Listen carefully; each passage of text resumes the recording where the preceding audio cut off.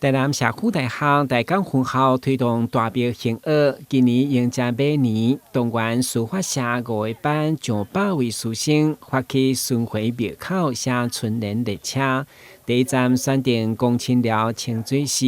所學員除了發揮所學的，嘛希望做伙推廣公民學習的風氣。會中濟鄉親聽到里長王金秋的放送，無分大細漢攏來索取，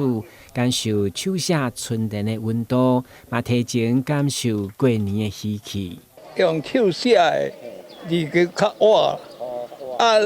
用伊固定較死板吶。我覺得這個字寫得很漂亮，而且他寫家家福，就像每家都很幸福，很有福氣。師生合力寫春聯，各大放送，每一個作品市面相當買無，甚至當替里民量身定做，嘛互區長特別前來致意，相當感佩。非常的感謝我們大廟興學廟口書法這個活動，真的對安南區地方來講，里民來講，真的有很大的幫助啦。會中2位重量級的書法指導老師，攏是教育界退休，各道理書藝傳承的校長洪麗麗甲莊坤模，佇因的帶領，除了一般寫熟練，嘛借助 AI 推出在地莊頭市的文化春聯，用新舊文化傳承，找回傳統的根。我們安南區如果說各寮、各村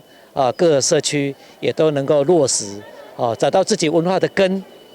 把它根的精神把它貼在我們的門口，那這樣我們安南區的文化就非常值得全國各地來仿效。咱今天推動這個廟口書法春聯列車，是有這種新舊傳承，唔茫講把咱台港的這個文化漢語文化會當講以現代進行，佮佮傳承落去。台港師生迎接新春，以公民參與回饋的精神，重回各村廟寫春聯嘅善緣，得到熱烈的回響，嘛希望一檔一檔延續落去。台南新聞阮吉採訪報道。